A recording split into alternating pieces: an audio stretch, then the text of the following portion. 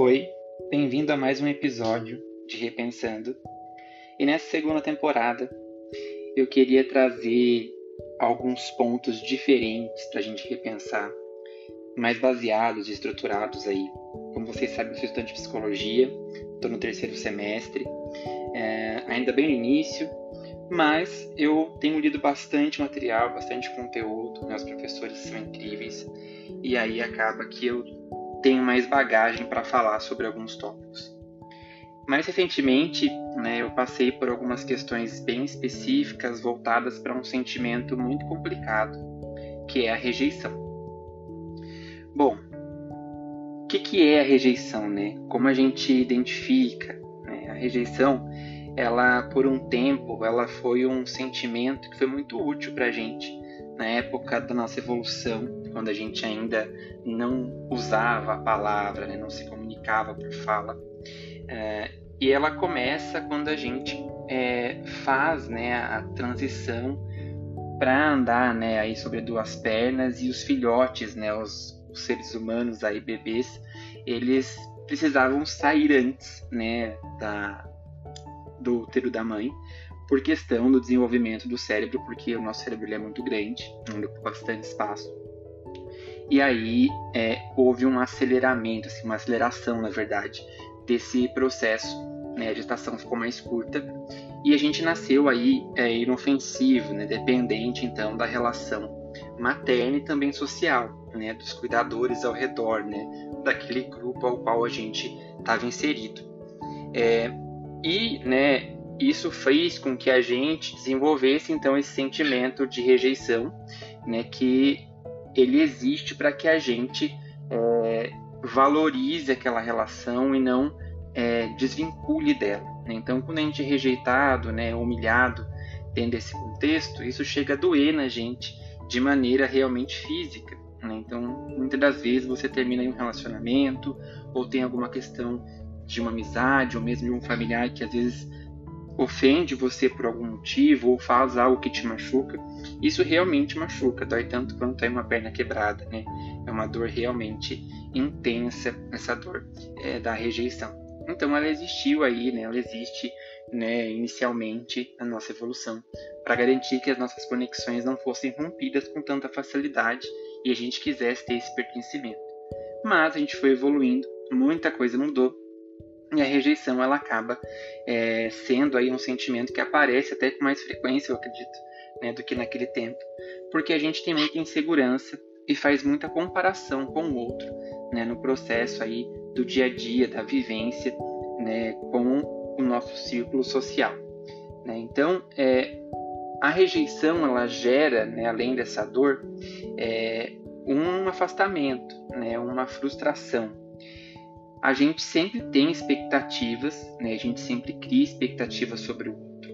E isso não é tão bom. Então a gente tem que aprender, né, a trabalhar essa questão da expectativa. E também saber se comunicar. Né? Um exemplo disso é um casal que, por exemplo, a esposa gosta de receber flores e o marido não sabe dessa informação e está chegando o Dia dos Namorados, né? E aí ela fica esperando ali para receber as flores do marido. Só que ele chega em casa com uma caixa de chocolates e 2 ingressos para o cinema. E ela fica chateada, frustrada, né? Então, se sente ali, né, menos importante, talvez rejeitada, né? Porque a pessoa que ela ama não sabe o desejo dela. Mas ela também não comunicou para essa pessoa, né, o que ele deveria fazer, né, o que ela esperaria, né, ou deixou isso claro dentro de uma comunicação durante o relacionamento.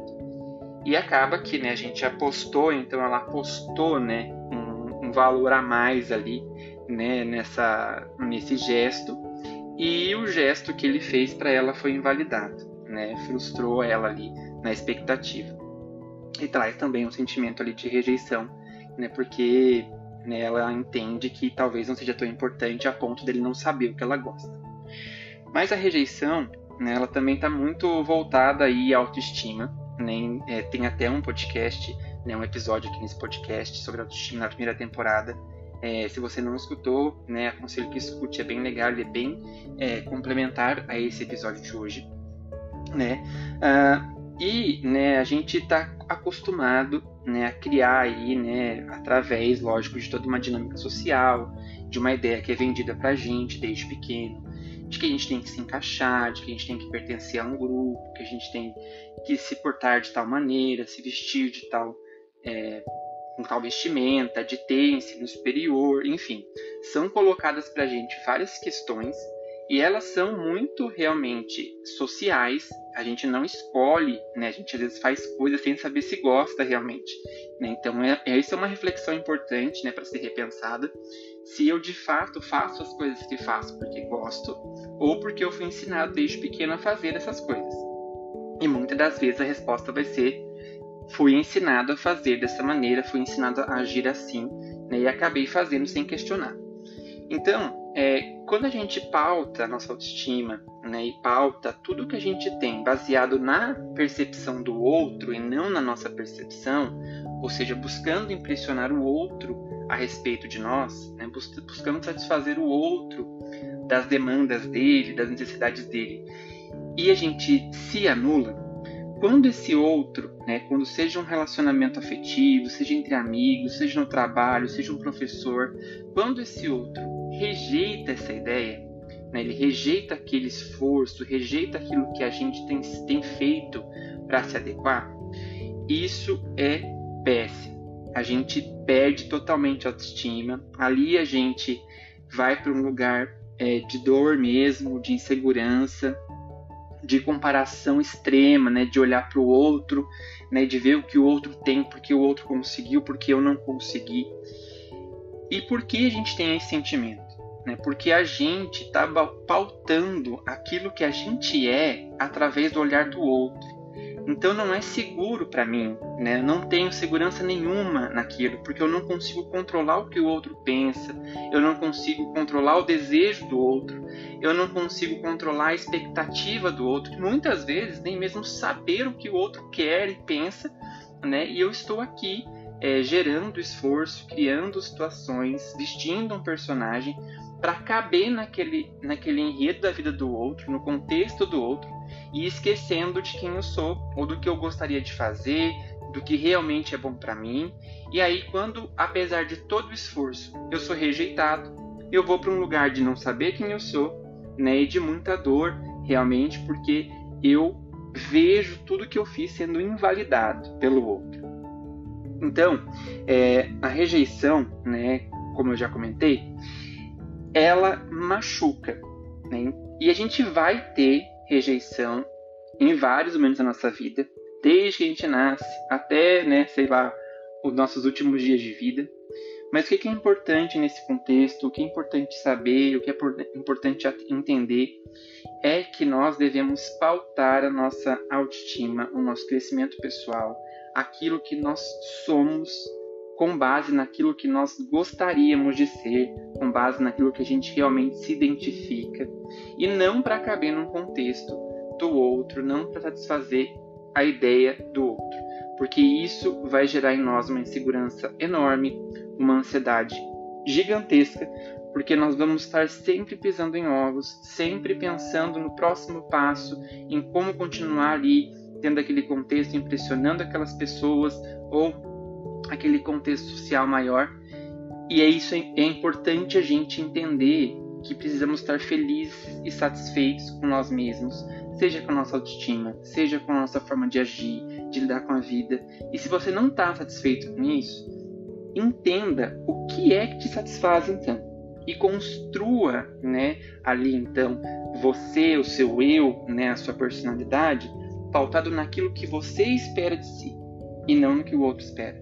Porque dessa forma, por mais que o outro te rejeite, por mais que o outro não aceite, vamos dizer assim, quem você é, isso não vai te atingir da maneira que atingiria, porque você é seguro de si. Você tem uma base consolidada, forte, a respeito do seu próprio eu, e você vai conseguir lidar com a rejeição do outro, entendendo que esse é um ponto de vista dele, que esse é uma questão do outro, que você sabe quem você é, que você é seguro de si, que você se ama da maneira que você é, né? E o outro tem o direito de não gostar disso, né? Faz parte da vida.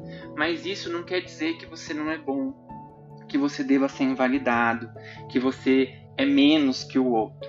Quer dizer que você é diferente e que você talvez, né, ali naquele contexto não se enquadre, e tá tudo bem, você vai encontrar o seu meio, você vai encontrar o seu caminho, longe daquilo que talvez te faria mal, inclusive porque gera sentimentos realmente muito complexos, né, e um esforço para nada, porque no fim você vai ser descartado de maneira muito fácil, porque você não se encaixa no perfil do outro, ou naquele ambiente, né, ou naquele trabalho. Então busque sempre ter a afirmação de si através do seu próprio olhar.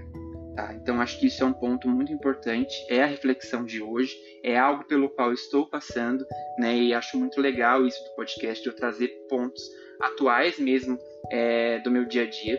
E eu vou deixar aqui, né, uma leitura, né, um livro para vocês saberem um pouco mais sobre as questões sociais, né, chama O Animal Social. Eu já indiquei até ele no podcast, na primeira temporada, falei desse livro, e indico que vocês realmente leiam, um livro extenso, mas que tem muita coisa que vai poder trazer realmente luz, né, para os comportamentos humanos e sociais. Isso vai ajudar você a lidar também com seus próprios pontos e entender por que as pessoas fazem o que fazem. Acho muito importante, é uma leitura bem construtiva, vai trazer outros olhares. E é isso. Né, espero que você tenha gostado desse episódio, né, fica comigo aqui mais dessa temporada, acompanha os episódios, né, até o final. Vão ser alguns episódios durante esse mês, vai ser mais de um por semana, né, vou aproveitar aí minhas férias da faculdade, a folguinha que eu estou tendo, para conseguir entregar mais conteúdo aqui para vocês sobre temas diversos, né, mas muito voltado agora para nossa relação com nós mesmos. Pautei a temporada anterior aí em relações mais afetivas, em relações familiares, e dessa vez eu quero lidar um pouquinho aqui com a relação de você para você, de mim para mim aqui, né? E é isso. Obrigado, um beijo, estou muito feliz de ter aqui e até o próximo episódio.